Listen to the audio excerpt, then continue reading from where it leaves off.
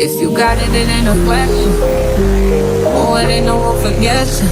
No more than emotionally invested. Showing you all my imperfections. Oh, if I let you, don't make me fall back. Yeah. If I were to Welcome to Over a Cup of Joe. I am your host, of course, Joe or JoJo, whatever sounds better, whatever is easier. So much to talk about, so much to say. Where do we start? I want to first start off by saying this is the rebrand. I did start a podcast. It did have a different name, and I still very much am the same person, am going to push forward the same type of message on my podcast, but just Over a Cup of Joe just made more sense to me. It is a reflection of me. It is about my perspectives, and what better way to have a conversation besides over your favorite cup of something. And today, because you're listening or watching this podcast, it is going to be over your cup of me, Joe. So glad to have you guys here. The topic today is going to be more on the personal side for me. So I just feel like what better method to just get into things besides just to jump in. So that's what we're going to do today. So today's topic is going to be about the loss of a mother and what that is for me, what that might be for you, and so on and so forth. So luckily, I was blessed to have two moms. I am adopted, so I have my biological mother who gave me birth, and then my adopted mother. I have now, at this stage in my life, I am 32. I have lost both of them. So in regards to my biological mother, I lost her early on. I'm talking about like 18 months, like my early beginning stages of life years. I'm not sure what she looks like. I do know that we both are named Josephine, or I'm like named after her. So I guess you would call me a JR Junior. I think that is hilarious to be a girl junior. But I lost her very young. In regards to losing her, I do think that it plays certain roles on my life and decision making because, from the time of birth until I was the age of 12, I wasn't adopted. I was in the foster care system, just trying to figure things out. So with that being said, encountering different women, think about your biological mother. Think about your mother, whatever it is that you define, as your mother. Think about your years from 0 to 12 with her. What she instilled in you, what she taught you, what she gave you, what lessons she showed you, how to clean a house, how to cook, how to prepare this, how to do that. It was for me up until the age of 9, maybe 7, that was just, I don't want to say all over the place, but it was. I always used to say, Doris used to always tell me, I may not have had you, but I had the birth pains. And for her, that means I understand that I did not bring you into this world, but any pain that a mother can endure with raising or having a child, I have went through with you is what I got from it. So the whole, you get one mother, I get that. And I would have to say, yes, Josephine gave me life, but my mother is Doris. She gave me quality life. She gave me a quality life. Josephine brought me into this world, and Doris helped me navigate the world, if that makes sense. So I'm sure there are multiple people that are adopted or have some type of mothering figure that may not be the ideal, go to, this is my biological mother dynamic. So, that's mine. I do have some questions here, and I'm just going to kind of go through them. The saying, you get one mother, I think that people misperceive that to mean that you can be disrespected and abused because this is your mother. I am not a believer of that. I do think that at a certain age there has to be boundaries set, because I do think the relationship between a mother and daughter, or a child and his mother or her mother, I think that it gets clouded at a certain age.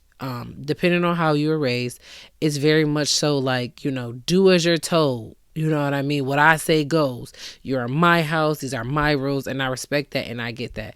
But once you are an adult, and you have grasped how to deal and encounter different people, you can't allow someone to say, I'm your mother, so I can talk to you like this. Like, my mother is dead and gone. To this day, I have never cussed in the presence of my mother. Not ever, not once. I've never cussed at her, cussed around her, just because of the respect that I have for her. So if I have that respect for you, I never told her, oh, mom, you make me uncomfortable. Don't curse around me, because at the end of the day, this is still my elder. And this is what it's always been. But if my mother was to say something to me that made me uncomfortable in my adult years, I would very much so let her know, like, that made me uncomfortable. It rubbed me the wrong way. And I do believe the mother that I had, she would have been receptive to that and apologize or try to fix it in one way or another. So I do not believe that because you have a mother that you have to be verbally, mentally abused or disrespected because this is your mother. I think that once you reach a certain age, that the boundary must be set, that I have never disrespected you, and I just would like that same respect. I'm an adult now. I'm not your equal, but I am, on some lines and terms, I am your equal, as in we are both adults. So, because moms be like, I brought you in this world, I'll take you out. All right, okay. We get it. The next question is, can you forgive your mother? I guess this will be more directed to like my biological mother. I have forgiven her 1,000 times over since I was a kid until now. I sometimes think about it and I'm like, if I was to meet her, what would I say to her? Would I lash out? Would I blame her? Would I cuss? Would I be, irate? Would I be indignant? I don't know, because I think that I would be flushed with emotion and not know exactly what I would say. I know that I would have questions. I would want to know, play for the years that I was in her life, what happened? You know what I'm saying? I pride myself on being a mother that I am today because of the mother that she was or wasn't. I don't know what was going on. I don't know what life events she may have endured, what trials and tribulations or demons she may have been battling. But me personally, if it was up to me or it was a decision of mine, I just feel like there is really no excuse or nothing that could get in the way of mothering your child. I just feel like that comes before anything. And I pride myself, and I have 3 beautiful children. I love my kids down. And it's not nothing that anybody could show me, give me, provide me that would make me turn against them. So in regards to that, I have forgiven her. I pride myself in being the mother I am because of the mother that she was not able to be. But I gave that to God, because it is a big and heavy burden to carry. The why as to why somebody did something or the decision that they made, especially if I don't know this lady from Mechanic Paint. We could walk past each other in the street and I would not know my biological mother. So I can't harbor that for somebody that I can't even identify. You know what I'm saying? So no, I wouldn't. I don't hold any harboring feelings toward her. I don't know what happened. I don't know what went wrong or what didn't connect for her, but I do know that she was not there for me. That's all I could say. So the next question is, did your mothering affect your decision making in life? Absolutely. As I just said, I pride myself in being this type of mother that I am. It has its ups and it has its downs. It has its gifts and its curses. So in regards to my biological mother, for some of the time that I was with her, because we were with her, we got taken, and then we went back with her, and then we were taken again permanently. And in that time span, a lot of stuff happened. Abuse, of different sorts or whatever the case may be. And one type of abuse was, kids get whoopings. You know what I'm saying? But it's a fine line in discipline and abuse. And I just feel like that threshold was crossed when I was in my biological mother's care. And I swore to myself I would never put my hands on my kids because I didn't never want to cross that threshold, and I took it too far. And it was just like, that is a very up and down battle that I face because unfortunately and fortunately, some kids, most kids for the most part, they don't respect anything but tough love. That's what I call it, tough love. And if you don't set that precedence from day one or put your foot down or whatever the case may be, the threshold goes both ways. So if you go too much to the left of trying to be cool, understanding we're friends, you gonna get lost and then they're not gonna respect you. Whereas if you cross the other side of the threshold, you could potentially instill fear in your children and they will kind of turn away from you when it comes to kind of like sharing with you when stuff is going on. And when they're in their young ages, it may not be very effective, as in like it wouldn't affect them. Oh, they didn't come tell you that they have a crush. But it could affect you if they like the same sex and they fear to talk to you. It could affect them if it's like, I'm ready to have intimacy with, someone and they can't come talk to you. You know what I'm saying? So there's a threshold that could go either good or bad. So you got to kind of teeter totter in that middle of the threshold. You got to set the precedence. You got to set the discipline early on. I'm not the one to play with. This ain't that. You know what I'm saying? My mom used to always tell me, I'm not one of your little friends. Hated it bad, but I understood that I can't play with her like I play with my friends. This is my mother. But as I got older, once I became an adult, we communicated as if we was friends. You don't know how bad I used to want to be like, oh, you one of my little friends now, aren't you?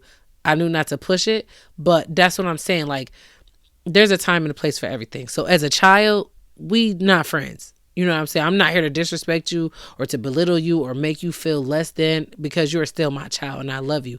But in the same respect, you're going to understand that there is a chain of command and I'm at the top of it. You know what I'm saying? I'm going to listen to your concerns and your comments, but the final decision will be of the parents. So I just feel like it used to really, really affect me really bad because I was so afraid that my kids would feel like they were abused by me. Whereas now I have, and even, now I'm still trying to navigate that teeter-totter thing, like still trying to maintain a healthy relationship that my children want to talk to me, but still letting them know, like, I get down. Don't play with me. These are my expectations and you should not really fall too short of these expectations without no, reasoning. So that's kind of sort of how my mother, because I'm sorry, in regards to my adopted mother, she was a disciplinary. She never put her hands on me, ever. But my mother had the look of death. She would look at you and you knew what time it was. You know what I'm saying? Moms back in the day, they had that look where it's like, get gone, and I mean quickly. So it's all about, trial and error. Gotta know your kid, gotta see where they come from. She may have had some background to know that I was abused, so maybe that wasn't the route. But I thank God for my mother every day that she took the time.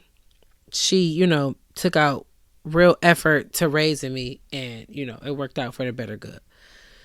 So the next question is, what has your mother taught you or stripped you from? So my mom, my adopted mother, she taught me a lot. I could go on for hours and hours and hours about the things that she taught me and instilled in me. But if I had to say my top, things that sit with me every day, one is give me my flowers while I can still smell them. I know people rap about it. I know people make songs about it. Like, I get it. But my mother used to always tell me that, give me my flowers while I can still smell them. Like, don't wait until I'm dead and gone to treat me like I'm worth something or like I mean something to you. You give me my flowers while I'm here, because these are the opportunities that when it matter. If I'm dead in my casket, you bringing me, flowers galore. You could fill a whole funeral home. It wouldn't make a difference because I'm not here. So while you have that opportunity to give me my flowers, don't miss the opportunity. That was a big one. My mom is big on keeping a tidy house. When I tell you, we would get out of school and everybody on the street would be playing. We would be doing yard work. My mom did not play. When I tell you, she did not play. She ran a tight shift. She did not play. She was not going to have no mess. Her house was one of them houses that in the front room, You can't sit up here. This is for show. This is to look good when people come by. This is how we live. You better catch a squat up in that kitchen, your bedroom, the sitting room, but it ain't gonna be in this front room or this dining room, because when the holidays change, so does the decor, and you ain't gonna be up here sitting. You better get on the floor. I hate to say it like that, but when I tell you my mom ain't play, make your bed. Ain't gonna be no dishes in the sink at the end of the night. So she ain't play when it comes to those things. Definitely hygiene. My mom was always big on hygiene. My mom was a bath queen. My mom was like, you need to soak. Like, my mom instead, like, if anybody know me, if you know Joe, you know I'm going to take a bath. That's one thing about me. I'm going to be in that tub. Don't get me wrong. I take showers. Don't even try it. Like, don't even try me. But if you know me, you know I am a bath girly down. Like, I love a good bath. But I got that from my mother. She instilled that in me. If I had to say something that I won't say she stripped me of. If anybody stripped me, it could have potentially been my biological mother, but I don't know that she stripped me, because I don't know what my life would have been like if I would have, endured a life with her. So we kind of just will leave her out of this. But Doris, I won't say she stripped me from anything, because I think that she gave me all the right life opportunities. So some might think like, oh, she was hired, she made you do this, that, and the third. But I'm very independent because of the teaching. So my mother did not buy my first car. You know what I'm saying? My mother didn't. If I wanted to go somewhere, my mom is the mom. I gotta talk to the mom. Like, I need to talk to another adult. You're not just going to come in as you please. You're not going to every little thing. You're not about to do no. That wasn't my mother. My mother was very much I bought my own first car. I worked hard. When I tell you I worked hard for my first car, I worked hard for almost every car that I got. But for my first car, I bust my ass. But I was on public transportation. Like, anything, for the most part, up until a certain age, I worked like to the tooth and nail, because that's what I was always taught. You got to go get it. My mother was not a handout mom. She was not that. So I would say that, I won't say she stripped me, but I will say that she didn't just give me or just afford me the qualities of life. She made me understand what it is to work for it. Like, you got to go out there and you got to go get it. You got to understand what it takes that to have these things. You got to put in the work. So I don't know if she stripped me of anything. I do think that she just had a different way of, this is what we doing, or whatever the case may be. Next question is, when did you become a mother? So my oldest child made me a mother. Now in 2025, 13 years ago, I have a 12-year-old, a 7-year-old, and a 1-year-old. I've been a mom for 13 years almost, and I would not change it for the world. I love my kids. They kids, but I love them. What traits did you take from your mother? I have taken some traits from her. I apologize, but some stuff I am a little more lax on. Like, my mom was a big lipstick lover. My mom wore one color lipstick for the duration of my life. This was her color. I don't know who it was by, but I just know this was, anytime we went somewhere, there wasn't no chapstick, Carmex, Bliss, no, lip gloss, please. My mom, lipstick. On the rare occasion that she would wear a lip gloss, it may be something that she got from like her granddaughter. But for the most part, it was lipstick. Me now, I'm your lipstick connoisseur, but I like all colors. It's not really a color that I don't like. I have her to thank for that, and my partner. So I just like lipstick, or whatever the case may be. I like its diversity. I like what it brings to a look. So that's a trait of hers that I got. When it comes to cleaning, I like my stuff a certain kind of way. I do. But am I on it?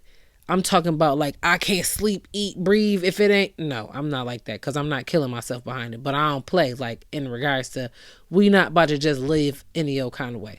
And that originally got instilled by her. I like doing yard work. I'm a very, very, very, very big R&B girly. I love oldies but goodies, and I'm talking about AM 1400. I'm not talking about the 90s. I'm talking about the Commodores, Anita Baker, the Temptations. Like, my mother was old soul, very much older. She carried herself a certain kind of way when she left the house. My mom had furs. She had this. She had, like, She was a woman's woman. She was a woman. Like, she was not a girl. She was not a child. She was a woman. She carried herself away. My mom used to wear white diamonds, red door, design. Like, my mom had specific, like, my mom did not play. She did not play. So when it comes to appearance, when it comes to cleanliness, when it comes to um how you carry yourself when you in public, she used to always tell me, you know what I'm saying, I don't care how you go outside looking, make sure them kids look right. You could look a mess, but them kids, they better look right. I never come and, you know what I'm saying? So, you know, she definitely instilled a lot of good things in me. Next question is, do you like being a mom? Absolutely. Who's going to get on a podcast and be like, I hate being a mom? No, I'm just joking. It has its days. I love being a mom, but I have my days with it when it's like the kids ain't listening. Everything else around me just ain't going the way that I'm going. The kids, they like take it over the top. It'd be like, bro, yeah, I'm about to seriously crash out. One of my very good friends, almost like my best friend, she literally is like, it's Crash Out Friday. You better know it. You better know it, because they're taking me. These kids is taking me. And I say that to say that sometimes that becomes all you are. Like, sometimes I feel like, yo, I'm not even Joe, bro. I'm a mom. Like, I'm not a school bus driver. I'm a mom. I'm not a fashionista, the lipstick connoisseur. I'm a mom. Sometimes I just want to be Joe. Sometimes I don't want to be mommy, mom. I just want to be me. And I think that we bury ourselves in motherhood as mothers, just like unintentionally, and then sometimes we lose ourselves in who we are. Let me tell you something. My mom told me, I don't care if you look a mess, make sure the kids look away. No, no, no, no, no, no, no, no. I don't subscribe to that. We all about to step. Especially if we going somewhere. We all are going to be a reflection of one another. My kids going to represent me, and I'm going to represent my kids. I'm not saying that my mother was wrong. I just took what she gave me and I kind of tweaked it. Because my appearance matter too. In order for you to be a good mother, you have to be a good you. You got to take care of you. You got to make sure you're okay. How can you show up for somebody else if you didn't show up for you? So I love being a mother. There are days that I'm not interested in being a mother, but I still got to do what I got to do. So when I got a sitter, you know what I'm saying? I'm not doing mom stuff all day. Sometimes I'm going to lounge around and do absolutely nothing. I'm not washing clothes. I'm not doing hair. I'm not helping with homework. I'm not cooking. Because sometimes I just want to feel like Joe. And if that comes off like I'm being a bum slouch, well, so be it. I know what it is. Sometimes you got to get back to you. So I love being a mother. I love my children. Just sometimes that's not all I am. I'm so much more than just being a mom. Like I'm a podcaster. I'm a lipstick connoisseur. Like, I'm a good woman. I'm a sister. I'm a friend. Like, I have so many accolades that you can't let those things fall short because you're a mom. Like, that's top. You know, I'm a mother first, as they like to say. I'm a woman first, whatever. But I'm also these things too. I'm this and that. You know what I'm saying? I'm both. I'm all. So, what are your fears when it comes to motherhood? I am the worry ward. Like, I'm literally in therapy now because I worry about stuff that probably will never happen. A lot of it is based off childhood trauma. A lot of it is based off stuff that I watch that I probably shouldn't be. But at the end of the day, being informed is better than being misinformed to me. I want to know that what is every possibility of something that could happen. You know what I'm saying? What is the worst case scenario? I need to know because I need to be prepared. And if I don't know, how can I be prepared? Again, a lot of it is rooted from my childhood.